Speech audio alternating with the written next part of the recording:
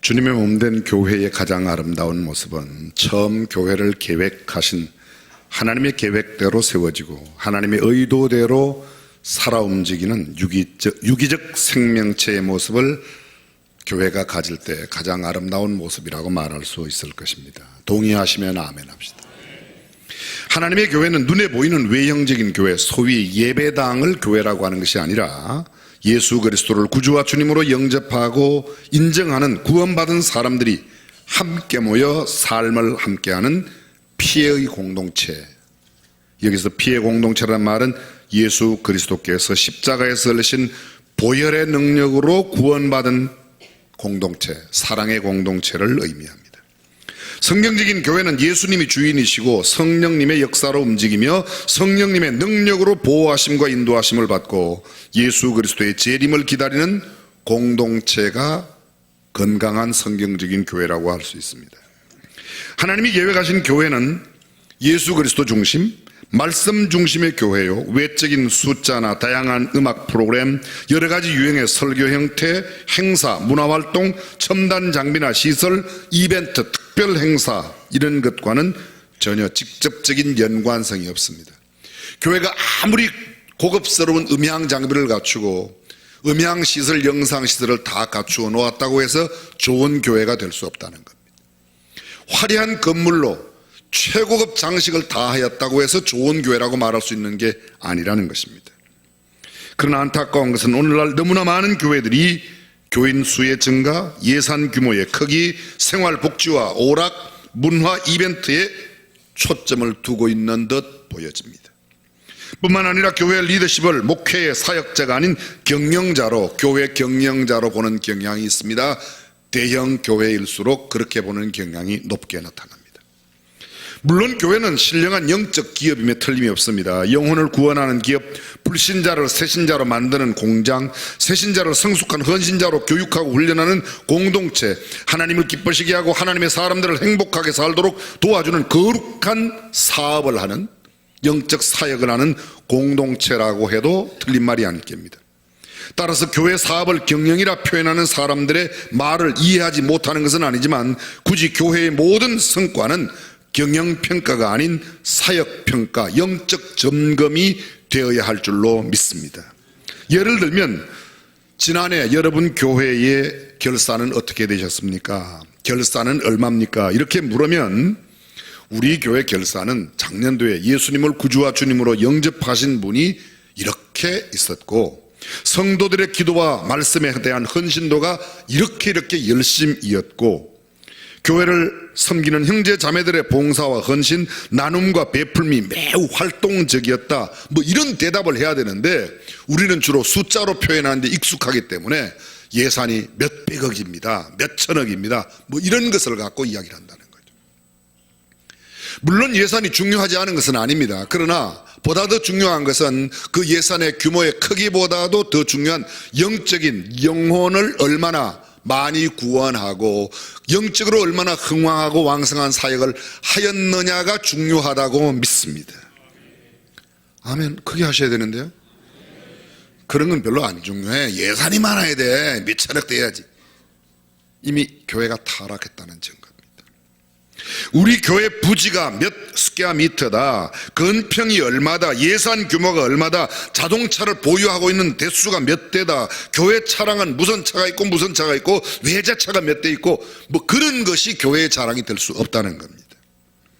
우리 교회는 몇 층짜리고 전체는 어떻고 다양한 문화활동 사업이 이렇게 있고 얼마짜리 봉사관이 있고 교회 신축하는데 뭐가 얼마가 들고 몇 천억짜리가 어떻고 다 전혀 상관이 없다는 이야기는 아니지만 그보다 더 중요한 가치 있는 것이 있는 줄로 믿습니다. 그것은 바로 영적인 상태, 교회의 성경적인 기준으로 볼 때의 건강성, 연합과 일치, 영혼 구원과 찬송과 기도의 열기, 하나님의 말씀을 공부하는 그런 열의, 그리고 말씀에 대한 연구, 그리고 연구한 그 말씀을 삶으로 살아내는 삶의 변화가 있는 이야기가 교회의 핵심이 되어야 할 줄로 믿습니다. 만약 교회의 본질과 사명, 교회의 기능과 역할을 온전히 행하지 못하고 성경과 너무 동떨어진 상태가 계속 되고 있거나 이미 되어버렸다면 성경에 나타난 교회, 아니 하나님께서 계획하신 교회의 모습을 갖도록 다시금 새롭게 형태를 바꾸어야 될 겁니다. Reformation, 그걸 우리말로 Reformation, Reform, 개혁이라고 그러는 겁니다. 이 개혁이라는 말을 여러분이 잘 아시죠? 고칠 개자, 가죽 격자, 가죽을 바꾸는 겁니다. 어떻게 피가 안 나겠습니까? 가죽을 벗기는데. 우리는 피 흘리지 않는 개혁 절대 믿지 마세요. 가죽을 바꾸는데, 죽은 시체 같으면 모르지만 가죽을 바꾸는데 어떻게 피가 안 납니까? 어떻게 해서든지 피를 덜 흘리며 개혁을 하겠다, 그런 표현이 오히려 적절합니다. 시대적인 감각, 시대 감각적인 용어로 바꾼다면 교회를 새롭게 리셋해야 되는 거죠. 다시 말하면 교회를 초기화시켜야 됩니다. IT 시대, 인터넷, 전자시대, 시대적인 용어로 환원한다면 소위 컴퓨터가 문제가 생겼을 때 바이러스가 들어가서 컴퓨터의 기능을 제대로 작동하지 못하거나 버거가 들어가서 이걸 다시 디버그 시키지 아니하면 움직이지 못할 때 그것을 완전히 초기화하는 겁니다. 그 안에 있는 백업 받을 수 있는 자료들을 다 백업 받아놓고 아예 백업이 안 된다 그러면 기존에 있던 모든 기억 장치를 없이 하고라도 새롭게 리셋해야 됩니다. 리셋도 안 되면 어떻게 할까요? 고민하지 마세요. 리셋도 안 되는데 어디 있습니까? 그냥 고물로 팔아버리거나 고물로 치워야 되는 겁니다. 교회도 마찬가지입니다.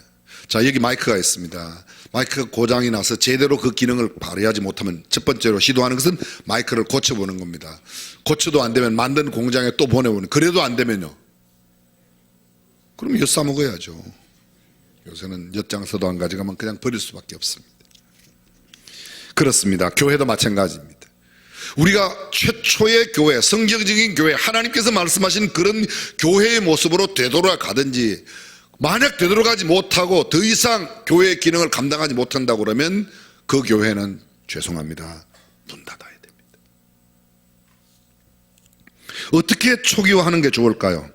현재 바이러스에 감염된 모든 프로그램을 지우고 처음 상태로 되돌리는 겁니다. 교회 내에 성경적인 요소가 아닌 것들을 제하여 버리고 교회의 성경적인 교회의 모습 그대로 다시 돌아가야 될 겁니다. 지금 한국 교회는 초기화해야 할 때가 충분히 되었다는 생각입니다. 교회를 새롭게 리셋하지 않으면, 교회에 지금 들어와 있는 잘못된 바이러스, 버거를 제하여 버리지 아니하면 소망 없습니다. 하나님께서 최초로 만드신 교회의 모습으로, 하나님께서 계획하시고 설계하신 교회의 그 모습으로, 성경이 말하고 있는 건강한 교회의 그 모습으로 되돌아가야 합니다. 종교개혁이 뭡니까? 한마디로 말하면 성경적인 교회로 돌아간다는 겁니다. 오직 신앙, 오직 은혜, 오직 말씀, 오직 하나님의 영광, 그밖에 없다는 겁니다. 거기로 돌아가야 된다는 겁니다. 그렇지 않으면 교회가 소망이 없다는 겁니다.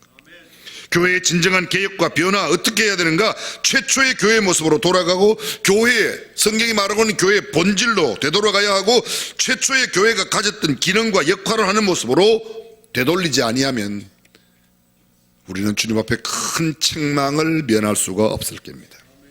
성경에서 교회라는 단어가 가장 먼저 등장하는 것이 마태복음 16장 18절입니다. 구약에 교회가 있었을까요? 여러분들은 지혜로우셔서 대답을 안 하세요.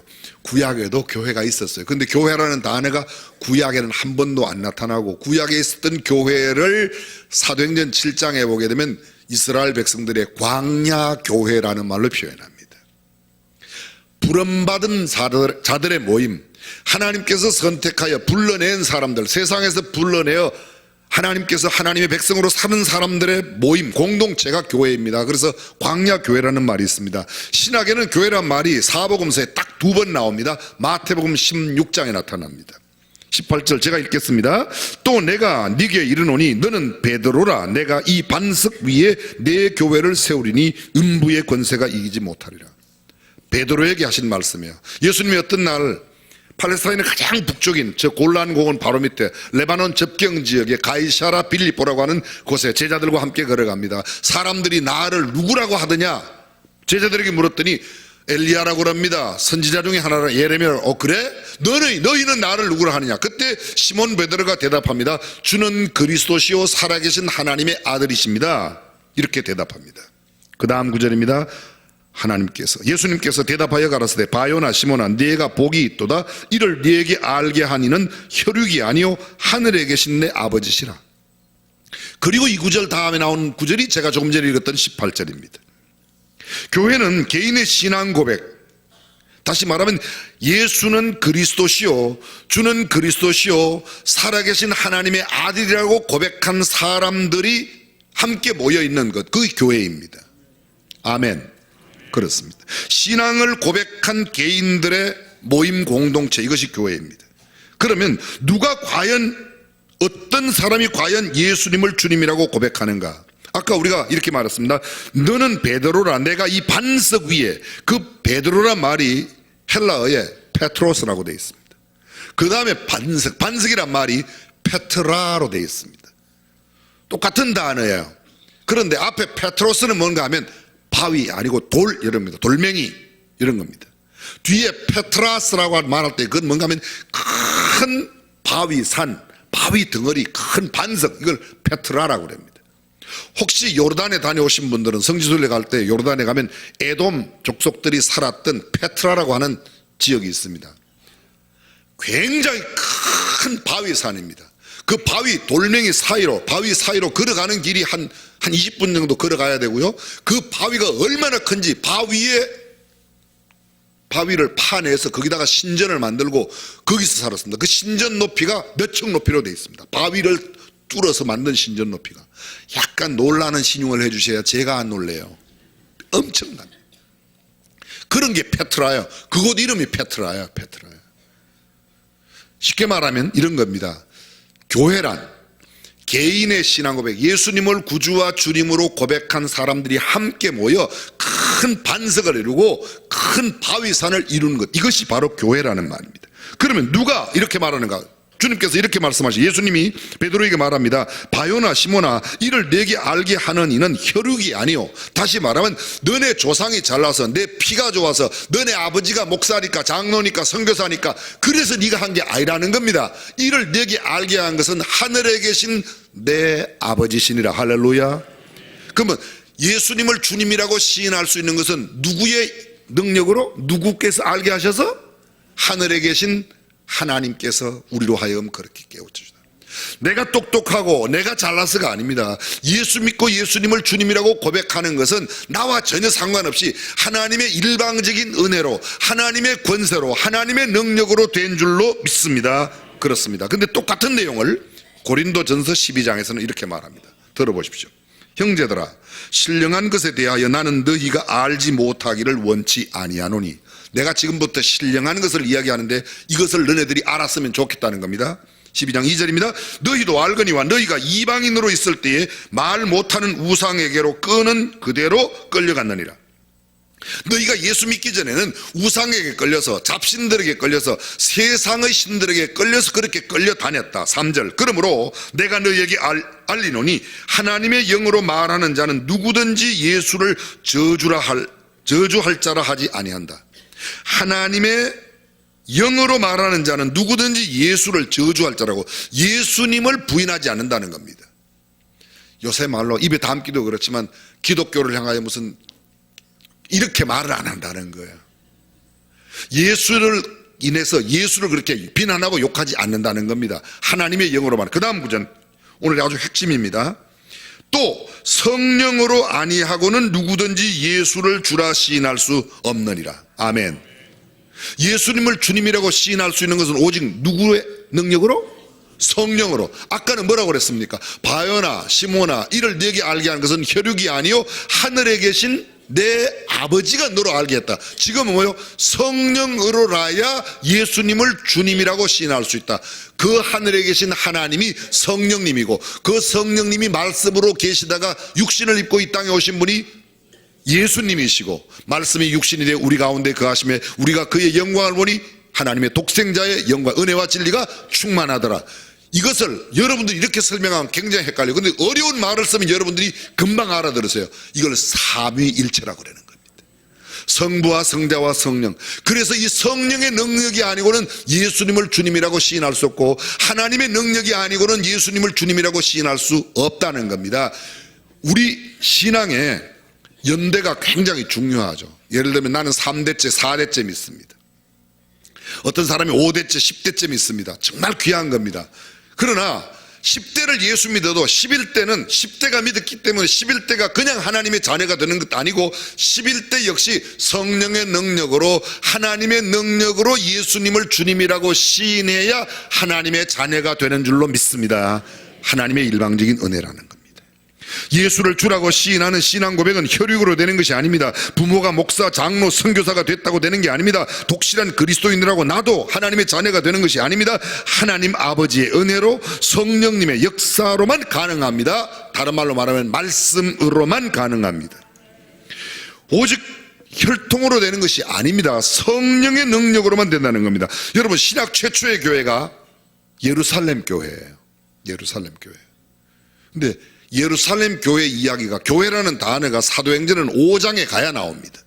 근데 예루살렘 교회는 언제부터 존재하는가? 사도행전 1장부터 존재합니다. 아니, 사도행전 1장이 있기 전에도 이미 예수님을 구주와 주님으로 고백한 베드로가 있습니다. 사도행전은 1장과 2장에 예루살렘 교회가 성령 받는 이야기가 기록되어져 있습니다. 그리고 그 예루살렘 교회의 이야기가 12장까지 계속됩니다. 예루살렘 교회의 모습, 예루살렘 교회의 지도력, 예루살렘 교회의 모든 활동들이 사도행전 12장까지 나타납니다. 근데 사도행전 1장의 가장 핵심적인 내용이 뭔가 하면 부활하신 예수님께서 며칠간 계셨죠? 부활하신 예수님께서 이 땅에서 40일을 계시다가 승천하세요. 그리고 열흘 뒤에 오순절날 성령 임하는 겁니다. 근데 승천하시기 직전 감람산에서 제자들에게 말씀하시는 내용이 사도행전 1장 4절 이하에 기록되어 있습니다. 들어보십시오. 사도와 같이 모이사 저희에게 분부와 여가라사대 예루살렘을 떠나지 말고 내게 들은 바 아버지의 약속하신 것을 기다리라. 요한은 물로 침례를 베풀었으나 너희는 몇 날이 못되어 성령으로 침례를 받으리라 하셨느니라. 저희가 모였을 때 예수께 묻자와 가로되 주께서 이스라엘 나라를 회복하심이 이때니까 하니 가라사대 때와 기한은 아버지께서 자기의 권한에 두셨으니 너희의 알 바 아니요 오직 성령이 너희에게 임하시면 너희가 권능을 받고 예루살렘과 온 유대와 사마리아와 땅끝까지 이르러 내 증인이 되리라 하시니라. 여기 보십시오. 4절에 예수께서 제자들과 함께 감람산에 모였을 때 이렇게 말씀합니다. 너희는 예루살렘을 떠나지 말고 내게 들은 바 아버지의 약속하신 것을 기다리라. 잘 들어보세요. 내게 들은 바, 내가 전에 이야기했다는 겁니다. 언제 이야기하셨죠? 옛날에 예수님이 그 기록이 있어요. 누가복음 24장에 보면 누가복음 24장 46절부터 제가 읽습니다. 또 이르시되 이같이 그리스도가 고난을 받고 제3일에 죽은 자 가운데서 살아날 것과 또 그 이름으로 죄사함을 얻게 하는 회개가 예루살렘으로부터 시작하여 모든 족속에게 전파될 것이 기록되었으니 너희는 이 모든 일의 증인이라. 볼지어다 내가 내 아버지의 약속하신 것을 너희에게 보내리니 너희는 위로부터 능력을 입히올 때까지 이 성에 유하라 하시니라. 누가복음 24장에 예수님께서 이 말씀을 하셨어요. 이게 부활하시고 곧바로 하신 말씀이십니다. 근데 이제는 40일이 지나서 승천하실 때 내가 지난번에 너네들한테 이야기했잖아. 내게 들은 바 아버지의 약속하신 것을 받기까지 이 성에 유하라. 그리고 예루살렘에 지금 말씀 사도행전 1장에서는 너희가 예루살렘에 유하여 성령의 능력을 받기까지, 아버지의 약속하신 것이 성령을 받기까지, 그리고 위로부터 능력을 입힐 때까지. 그 구절 다음에 나오는 게 뭡니까? 오직 성령이 너희에게 임하시면, 이런 겁니다. 자, 여러분 저를 잠깐 주목해 주십시오. 예수님께서 제자들에게 하시는 말씀이 너희는 예루살렘을 떠나지 말고 아버지의 약속하신 성령을 여기서 기다려라. 그러면 어떤 반응을 보여야 되겠습니까? 제자들이 여기서 기다리라고요? 그럼 기다리겠습니다. 성령을 어떻게 기다리는 겁니까? 그럼 예수님께서 예를 들면 기도를 하라. 예, 기도하며 기다리겠습니다. 이렇게 해야 되는 것 아니겠습니까? 그런데 제자들은 예수님께 엉뚱한 걸 물어요. 예수님, 이스라엘을 회복하심이 이때입니까? 완전히 동문서답을 하고 있는 겁니다. 이해가 되시죠? 동문서답을 하는 거예요. 그 말은 이겁니다. 제자들이 생각할 때 예수님은 기적도 행하고 죽은 사람도 살리고 오병이어로 5,000명을 먹이고도 12광주를 행함, 또 이런 놀라운 기적을 행하니까 지금 현재 로마의 식민지 아래에 있는 우리 이스라엘을 예수님이 왕이 되셔서 자유해주고 자유케 해주고 우리에게 평등한 세상을 만들어주고 평안한 세상을 만들어줄 게 아니겠는가? 예수님 그때가 이때입니까? 그렇게 묻는 겁니다. 예수님은 뭐라고 그래요? 그 이스라엘의 회복은 그 때와 기한은 아버지께 있으니 너희의 알 바 아니요. 쉬운 말로 말하겠습니다. 그런데 신경 쓰지 마라. 그건 너네들이 신경 쓸 게 아니야. 그건 하나님께 속한 것이니까 너희는 그거 말고 내게 들은 바 성령을 기다리라는 겁니다. 성령을. 교회가 해야 될 일이 있습니다. 교회의 관심은 우리가 얼마나 하나님께서 약속하신 성령을 우리에게 임하게 하시느냐, 성령을 받느냐 하는데 관심을 두어야지 세상의 나라가 어떻게 되느냐, 이건 2차적인 문제입니다.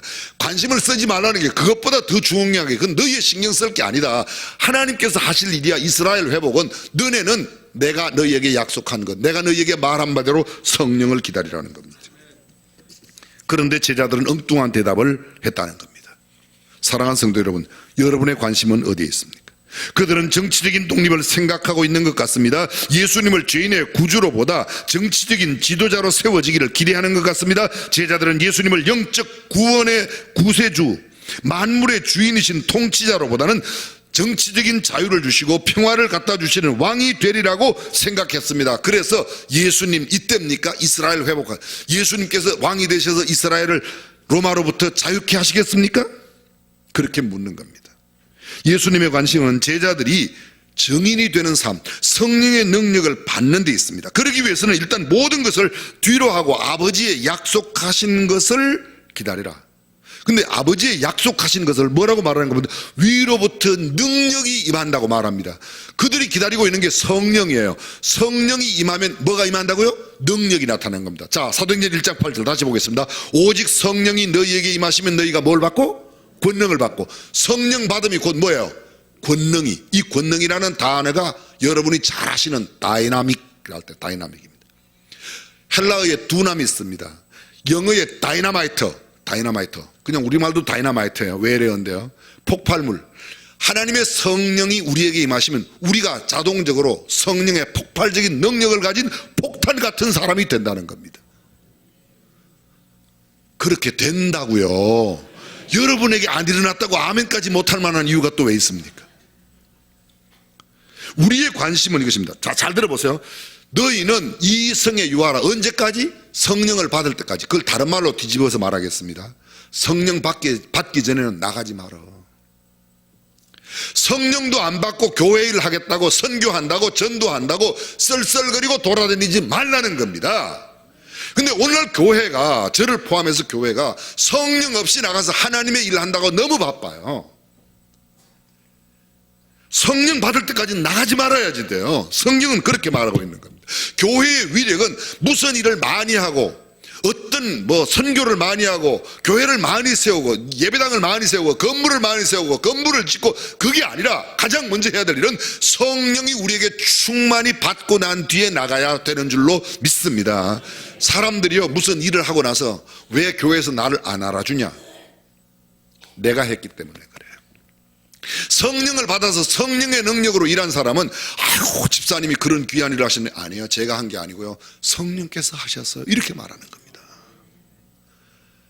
왜 내가 섭섭한 마음이 드는가? 내가 했기 때문에 그래요. 내가 예배당 질 때 헌금을 얼마 했는데, 내가 이번 방학 때 무슨 일을 얼마나 했는데, 내가 이번 선교행 내가 얼마나 기하고 얼마나 봉사를 많이 하고 얼마나 했는데 왜 나를 안 알아주냐? 그 전부 다 여러분이 했기 때문에 그렇습니다. 내가 했기 때문에. 성령이 임하여 성령의 능력으로 한 사람들은요, 어떻게 그렇게 귀하냐? 아니요, 저는 절대로 그거 못하는데요. 자네는 성령께서 그렇게 어떻게 장로님 그렇게 헌금을 많이 하셨습니까? 아니에요. 하나님께서 제게 다 주셔서 그냥 그렇게 할 수 있었던 것 뿐이에요. 이렇게 말하는 겁니다. 여러분들은 너무 정직하셔서 아멘을 안 하세요. 아멘. 사랑하는 성도 여러분, 우리가 성령 받기 전에 우리의 힘으로 뭘 하려고 했던 것을 자백하고 회개해야 되는 겁니다. 최초의 교회는 성령이 임하시기 전까지는 아무 일도 하지 않고, 주님 말씀하시는 겁니다. 성령이 너희에게 임하시기까지 이 성에 머물러 나가지 말어. 돌아다니지 말어. 일하겠다고 설치지 말어. 너희가 그렇게 가서 일 좀 하면 다 내가 했다고 나 알아달라고 그러는 겁니다. 왜 교회에서 섭섭한 마음이 생기는가? 내가 했기 때문에 그런 거야. 하나님께서 능력 주시고 하나님께서 시간 주시고 하나님께서 건강 주셔서 하셨다고 생각하는 사람들은, 소위 성령 충만한 사람들은 아니에요. 제가 아니에요. 하나님께서 그렇게 하셨어요. 하나님께서 그렇게 하셨어요. 사랑하는 성도 여러분, 우리 교회에 무슨 일이 있을 때 그 일을 누가? 하나님께서 그렇게 하셨습니다. 그게 우리 교회 용어로 말하면 우하하, 우리 하나님이 하셨습니다. 아멘. 제가 오늘 예배 시간에 여러분한테 좀 이런 것 죄송합니다. 욕을 하나 알려드릴게요. 욕을, 미국에서 제일 심한 욕, 그 욕을 하나 알려드릴게요. 참 교회 오니까 욕도 다 배워요.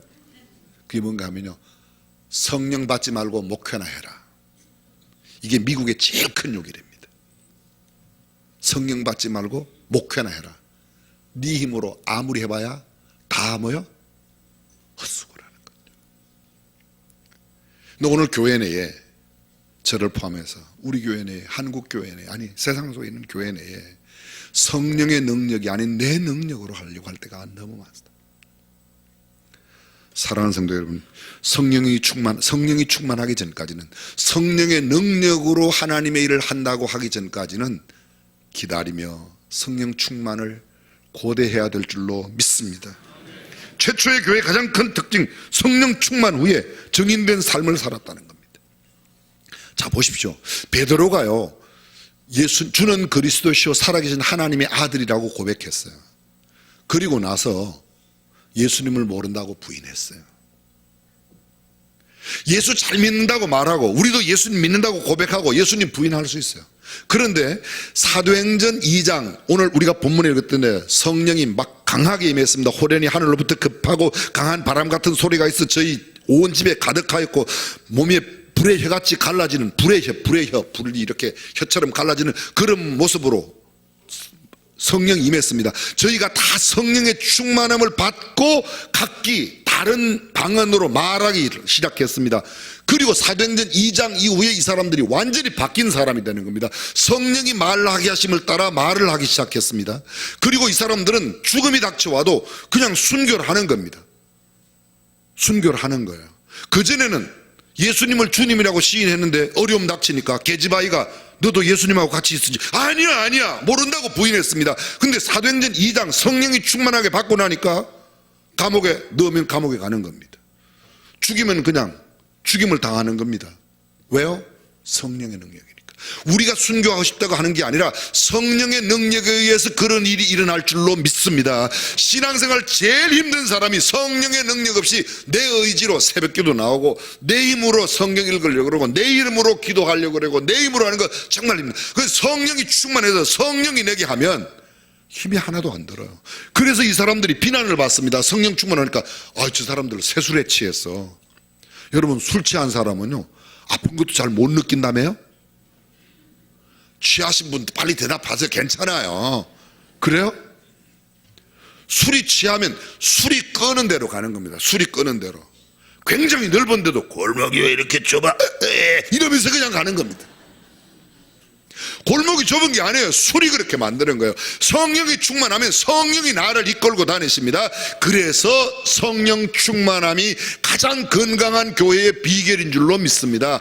프로그램이 아닙니다. 교회에 어떤 갖춰 있는 여러 가지 시설들이 아닙니다. 교회의 사이즈 규모가 아닙니다. 예산의 크기가 아닙니다. 교회 내에 성령이 역사하면 아무리 사람들이 보기에는 작은 교회도 결코 작은 교회가 아니고, 아무리 큰 교회라도 성령의 역사가 없으면 큰 교회가 아닙니다. 사랑하는 성도 여러분, 저는 우리 교회가 성령 충만한 교회가 되기를 주님의 이름으로 축원합니다. 성령을 받게 되면 어떤 역사가 나타나는가? 그들이 성령이 말하게 하심을 따라 말했습니다. 성령이 말하게 하십니다. 내 마음대로 말하는 게 아닙니다. 어제까지는 무슨 이야기 나온 거야? 갯돈 이야기, 아들 잘 되는 이야기, 복권 이야기, 맨날 이런 이야기, 월급 이야기, 결혼 장가가는 이야기, 뭐 그거 하지 말라는 게 아닙니다. 근데 오늘은 무슨 이야기를 해도 결혼한다 그러면 예수 잘 믿어? 예수님 이야기예요.